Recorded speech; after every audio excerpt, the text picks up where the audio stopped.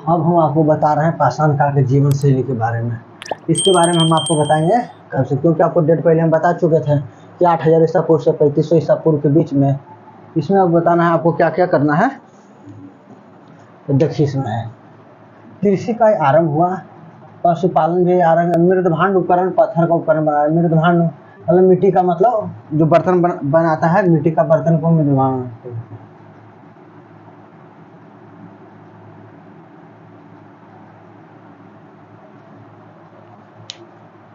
इसको बनाना, पत्थर का उपकरण किया। इसमें कहाँ कहाँ से मिला था, जैसे मेहरगढ़ से बलूचिस्तान, मेहरगढ़ जो बलूचिस्तान में पड़ता है, वहाँ से मिला प्राचीन कृषि से साक्ष्य मिला, जो कि गेहूं तथा जौ मिला था आपको। फिर हम आपको बताएंगे नौपाषाण काल की संस्कृति क्या है, इसका प्रमुख लक्षण क्या, संस्कृति का क्या क्या था। इसको हम जो भी बताएं, हम लिखा कर बताने से अच्छा हमको लगा कि डायग्राम आपको बता दें, क्योंकि डायग्राम बताएंगे ना तो आपको एक पेज में आपको पूरा अच्छा डायग्राम हो जाएगा, पूरा समझ में आ जाएगा। क्योंकि आपको डायग्राम में हम वैसा एक भी चीज़ नहीं छोड़ें जो आपको कोई प्रॉब्लम होगा, इसलिए हमें डायग्राम के अनुसार हम आपको बताए हैं। आप इसको आराम से देखिएगा, इसको बारे में फिर आराम से पढ़िएगा। आपको जब एक बार आप इसको देख पाइएगा ना तो पूरा फिर आपको कोई दिक्कत प्रॉब्लम एक भी नहीं होगा, क्योंकि आप हल्का सा इसको देखिएगा तो पूरा दिक्कत नहीं होगा, आराम से पूरा कर पाइएगा। जैसे हो गया फर्स्ट में देखिए, मिट्टी के बर्तन।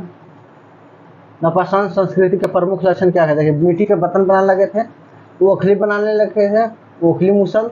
फिर मिट्टी के मूर्तियाँ बनाने लगी थी, खिलौना बनाने लगा था, आभूषण था इसम का संस्कृति इसका था। आभूषण अपना बनाता था, आभूषण बनाता था, शरीर का पत्थर का बनाता था, कभी हड्डी वाला बनाता था, खिलौना ये सब बनाता था, मिट्टी का खिलौना उलौना रहता होता था, उसका बनाने लगा।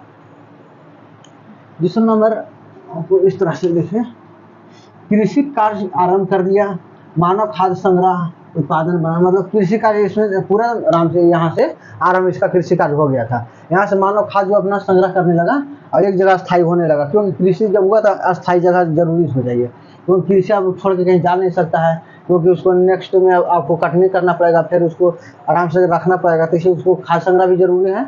मानव अपना खाद्य संग्रह भी उत्पादन करने लगा। अस्थायी बस्तियाँ बनाने लगा, काम और बताए हैं, जब कृषि करने लगा था स्थायी बस्तियाँ बनाना ही पड़ेगा उसको। फिर जनसंख्या में वृद्धि करने लगा, फिर जनसंख्या में फिर वृद्धि करने लगा। फिर पशुपालन का विकास हुआ, फिर पशुपालन करने लगा, अपना पशु पालने होने लगे, क्योंकि कृषि के लिए भी पशु की जरूरत पड़ने लगा। पहिया चाक का आविष्कार होने, इसी में देखिए नौपाषाण में पहिया का चाक का आविष्कार हुआ था। इम्पोर्टेंट है, क्वेश्चन आपको पूछ लेगा कहीं कि पहिया चाक का आविष्कार कौन सा युग में हुआ था, कौन सा काल में हुआ था, तो आपको बताइएगा नौपाषाण काल में, इसी काल में पहिए चाक का आविष्कार हुआ था। नेक्स्ट है आपका छेनी हो गया, छुरी हो गया, रुखानी हो गई, सुई हो गई, मछली पकड़ने का जाल भी बनाने लगा, उसम बनाने का सुइया भी बनाने लगा और सुई भी बनाने लगा उस तरह के, ताकि मछली उछली पकड़ने में प्रॉब्लम न हो। फिर क्या हो गया, कांटेदार बर्छी बनाने लगा, जिससे मछली उछली पकड़ने में जानवरों को अपना मतलब अति करने में लगा। फिर दूसरा में कि आपको जो छुरी और छेनी नहीं हो गया, छुरी ऐसा जो हो गया, इससे बहुत आपको खेती के लिए भी काम करता था, बहुत सा खेती के लिए, मतलब खुरपी कांटेदार जो बर्छी थी तो खेती उती के लिए भी काम करता था, इसको पोड़ने ओड़ने का काम करता था, इसलिए इसका इस सब का इस्तेमाल होने लगा इस काल में। फिर इसम क्या क्या करता था, देखिए जादूगरों का समाज था यहाँ, मतलब अंधविश्वास में सब जीते थे, जादूगर बताते थे सांप पकड़ना और जादू दिखाना, जैसे अभी भी अंधविश्वास में हम लोग जी रहे हैं, अभी भी हम विश्वास हम लोग करते हैं, इस समय जादू में विश्वास करते हैं, बहुत कुछ में अभी भी हम लोग विश्वास करते हैं, इतना एजुकेटेड होने पर भी हम लोग अभी तक विश्वास सब कुछ में करते हैं, जो कि रिलेटिव नहीं हो सा। धर्म का प्रारंभ हो गया, यहाँ से धर्म का अपना प्रारंभ कर दिया। मृतकों के साथ आवश्यक वस्तुओं का सावधान क्या करने लगा ना, यहाँ से धर्म के ऊपर प्रभाव पड़ने लगा, कि जैसे मृत्यु कोई हो जाता था तो उसके साथ में, जैसा आपको हड़प्पा सभ्यता हम बताएंगे, बहुत सा वहाँ मिला है, अभी तो आपको हल्का सा बता रहे हैं सब, जब हड़प्पा सभ्यता आएंगे तो पूरा डिटेल बताएंगे। वहाँ आपको क्या रहता था ना कि मृतकों के साथ में जैसे बकरी, आपको बकरी मतलब साथ में जमा कर दिया जाता था, उसको वहाँ दे दिया जाता था, ताकि मतलब विश्वास करता था, और खाने पीने का भी सामान था उसमें, और बहुत सा मतलब जहाँ बहुत सा मिला है मृतक का मिला टिलेसा, तो वहाँ जब खुदाई किया गया था वहाँ आपको मिला था कि आभूषण वह सब पहना उन्हा के उसको मतलब उसमें दफनाया जाता था, तो बहुत सारा वो सब मिला था। ये सब पुनर्जन्म में विश्वास करता था, पुनर्जन्म में विश्वास करता था। इन लोग जो थे यहाँ के रहने वाले थे, मानस और मतलब विश्वास उस समय डालने का रीजन था कि हो सकता है पुनर्जन्म जैसे विश्वास करता था कि फिर आदमी जन्मता है, इसीलिए सब खाने पीने के लिए दे देता था, क्योंकि सब अंधविश्वास का काम था। फिर भी सबको तो उस समय का युग था, अभी के युग में तो अंधविश्वास है तो उस समय तो बहुत अथी था। फिर देखिए प्राकृतिक शक्तियों का पूजा करता है, प्रकृति का पूजा करता था, अपना धरती उर्ती की पूजा करता था। मंदिर में पुरोहित का भाव था, उस समय मंदिर नहीं था, नहीं तो कोई पंडित वंडित था, नहीं तो कोई मतलब पुरोहित था, जैसे हम लोग में पंडित होता है, फिर क्रिश्चियन में होता है, फिर मुस्लिम लोग में सौर क्या होते हैं नहीं पता है, फिर बहुत समय पादरी होता है, ईसाई में क्रिश्चियन होता है उसमें पादरी होता है, सौर उसमें के बारे में हमको नहीं पता है। और उस समय होता पुरोहित उरोहित को उसमें नहीं था, यहाँ मंदिर पूजा भी नहीं होता था, नहीं था पुरोहित का था। फिर क्या था देखिए यहाँ से देखिए, यहाँ से ये अपना सब कुछ अपना करने लगा। यहाँ बताता है आपको श्रम विभाजन था, स्त्री पुरुष के में भेद था। श्रम विभाजन मतलब ये नहीं होगा, श्रम विभाजन मतलब दे दिया था कि स्त्री का कौन सा मतलब काम करना है, पुरुष को कौन सा काम करना है। जैसे स्त्री का काम दे दिया था घर में काम करना है, इस सबको अपना बच्चे उच्चे को देखभाल करना है और खाना वाना बनाना है, संग्रह जो कृषि होता है उसको रखना उखना है और साफ सफाई घर द्वार का यही सब काम होता था। लेकिन पुरुष का काम था अपना शिकार करना है और खेती उती करना था, जाके खेत से लाना था सामान वामान, फिर वहाँ से खेती कृषि का और फिर अपना फैमिली को दे देती मतलब महिला को। दोनों में यहाँ से मतलब अपना अपना काम अपना अपना जिम्मेदारी करने लगा। अलग अलग वर्गों का उद्भव हुआ। जैसे फिर यहाँ देखिए फिर अलग अलग व्यवसायिक वर्गों का उद्भव हुआ। जैसे बहुत बढ़ाई का काम करने लगा, कुम्हार का काम करने लगा, बहुत सा कृषक का काम करने लगा, जो घड़ा उड़ा बनाने लगा, मिट्टी का बर्तन बनाना उसको कुम्हार का काम बोल दिया। बढ़ाई उढ़ाई का काम किया, जैसे लकड़ी उकड़ी को मतलब कोई चीज़ बना दिया, कोई आकार दे दिया लकड़ी का, और उस तरह से बढ़ाई का काम हो गया। यहाँ से समाज मातृसत्तात्मक स्वरूप से पितृसत्तात्मक स्वरूप में परिवर्तन हो गया। यहाँ से अपना तय क्या था मातृसत्तात्मक, यहाँ पितृ क्या कि माता यहाँ से हो गया पितृसत्तात्मक। मतलब आपको पता है जैसे अभी हम लोग पितृसत्तात्मक है, पिता का धन पर बेटा का अधिकार होगा, बेटी का अधिकार नहीं होगा। इस पर तो कानून आ गया तो न हम लोग का कि अब बेटी का अधिकार हुआ, फिर भी अभी भी कोई नहीं बेटी लेती है अपना हिस्सेदारी अपना, फिर अभी भी छोड़ देती है। अभी भी अपना ससुराल जाने के बाद वो अपना सब यहाँ का समाज सब छोड़ देती है। अभी भी हम लोग का अधिकार होता है, अपना पिता पर बेटा का अधिकार होता है, अपना बेटा अधिकार कर लेता है इसका। और बेटी को पराया धन माना जाता है कि मतलब ये इस पराया धन है, किसी और घर की बहू है, जहाँ पर सिर्फ बेटा का अधिकार होगा। यहाँ से आपको सोसाइटी देखिए चेंज करने को मिलेगा। यहाँ से आपको लक्षण जो है जैसे हम डायग्राम बताएंगे वो आपको देखना होगा। यहाँ से क्या हो गया, कबीलाई जीवन जीने लगा, मुखिया का पद निर्वाचित मनोनयन होने लगा। यहाँ से क्या है एक कबीला बनाने लगा। तो कबीला बनाने लगा तो वहाँ पर बोला गया कि इसमें कोई तो होना चाहिए, प्रमुख होना चाहिए। तो प्रमुख होगा तो कैसे चुना जाए, तो बहुत सा बाहुबली के अथी पर चुना जाता है, बहुत सा लड़ाई होता था, उसमें देखता था कौन बलिष्ठ है उस पर चुना जाता, बहुत सा सर्वसम्मति से चुना जाता था कि नहीं ये अच्छा है, ये मुखिया बनेगा कबीलाई, और उसका पूरा देखभाल करता था। अगर कोई चीज़ वैसा हो गया अटैक उटैक, जैसे दूसरा कबीला का आदमी इस पर अटैक किया तो उसका रक्षा करना था, ये सबको काम था। या कोई जानवर उनवर कोई अटैक किया उसका भी रक्षा करना था। अपना सोसाइटी को किस तरह से करना है उसका मतलब संरक्षण मुखिया का काम करता था। ये सब मुखिया का काम करता था। यही सब इसके बारे में इसके आगे हम आपको बताते हैं। इतना ही आप नोट कर लीजिएगा। एक बार हट जाते हैं, बाकी आप देख लीजिएगा, नोट कर लीजिएगा इसको।